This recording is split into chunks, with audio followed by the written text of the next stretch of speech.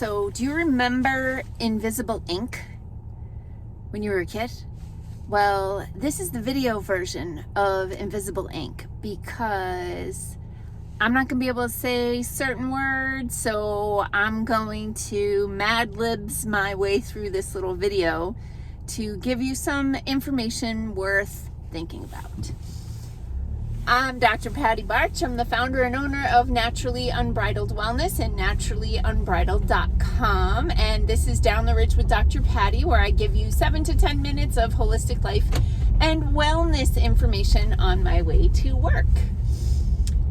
This video is just talking about some of the resources out there that maybe need to be taken with a grain of salt. Ooh, busy day here. 2 cars. Might need to take some information that comes from these sources with a grain of salt, because I have had, bald eagle, what a morning.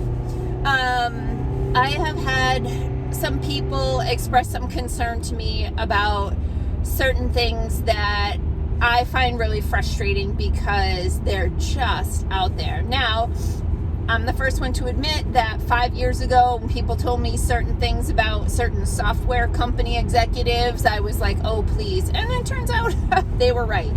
So I always reserve the right to be wrong, but let me just give you a little bit of background information. So in the early days of the situation,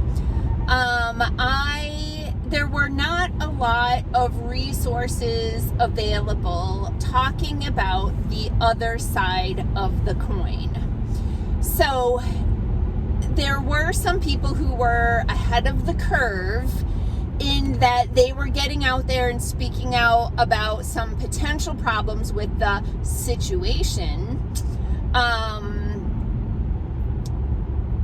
before other credentialed and qualified professionals had made enough observations to start to speak out about it. So in the early days, these people were kind of like the only people to listen to. There were very few out there who were saying, hold your horses, slow your roll, let's take a look at this.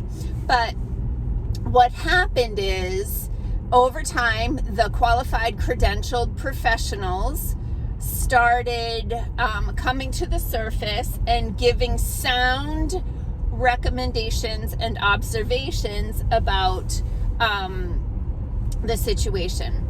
Now, these people who were the early ones in the game, and I'm going to give you some names in a second, they really enjoyed the scoop, right? They really enjoyed getting that level of attention, and it certainly built a lot of momentum for them.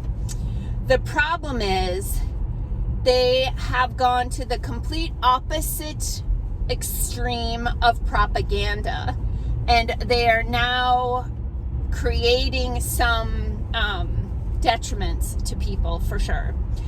So we already know that everything the resident with a P told us was a bold-faced lie, 100% bold-faced lie. And it was totally fear-driven to try to scare people into shutting down their frontal logical lobe, activating their amygdala survival reactive part of the brain, and making fight or flight decisions instead of logical decisions, okay? So that was one end of the spectrum. On the opposite end of the spectrum, you have people who are fear-driving, fear-mongering, but just the other side of the coin. So there are 2 people that I feel like, sometimes people will send me videos from theirs, and I'm just like, oh God.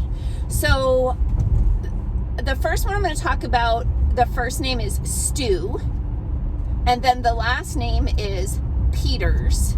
And I don't say those two words back to back because I think Mr. Roboto is scanning for those. So that's his name. And I started watching him in the early days. And then, the day that he interviewed someone who had read a paper, I was just like, what the heck? And there was also another situation. I mean, there were multiple. I didn't just like one time he had a bad guest and I was like done with him. No, I gave him a chance, and things were just stupid. And so I'm not saying that since then his show hasn't gotten any better, because 2 years ago or more, I stopped watching because it was very propagandized, very much about scaring the crap out of people, very unsubstantiated, wanting to scoop every story, so not really checking everything out to make sure that it was legit. And so I was thinking about him the other day, and when you put his first name and last name together, it's Stupiders. Okay? Just a fun fact. The other guy that started out giving some people some information that I thought was useful and has kind of gone off the rails and certainly not stayed in his lane is Dr. Ryan with a B. And then the second word is artist. Now, this guy's a chiropractor and maybe dabbles in the naturopath kind of stuff. And he kind of hit the radar with a story about his father-in-law who caught the bug and was treated with the protocol, and it killed him. And he talked about that. And that's when I first heard of him and was compelled to do a deeper dive into the protocol because of it, and that part was legitimate. Fast forward to today, he's got people like freaking out about if there's a snake that bites you, the juice that comes out of its teeth, that saying that is an issue with what's going on, and then getting healthy people addicted to nicotine gum and nicotine patches as an antidote. I better not get Mr. Roboto'd for this. So the point of this video is to use some discernment.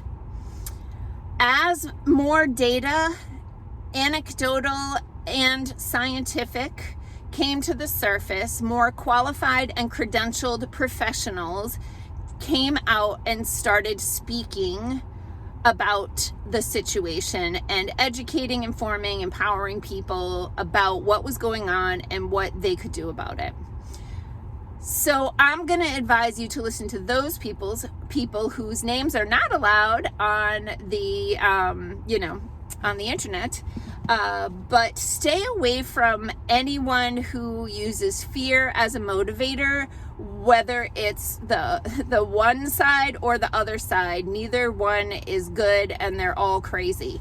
So just use your discernment, please, because the fact that there are healthy people out there who have now become addicted to nicotine for something that is just really unsubstantiated. Okay, so I know this video is a little bit off of the normal type of thing that I talk about, but I thought it was really important because I do not want healthy people to go out getting addicted to different drugs because of some kind of like bizarre thing that somebody is saying on the way opposite side of the spectrum. So peace out, peeps. Have a healthy day.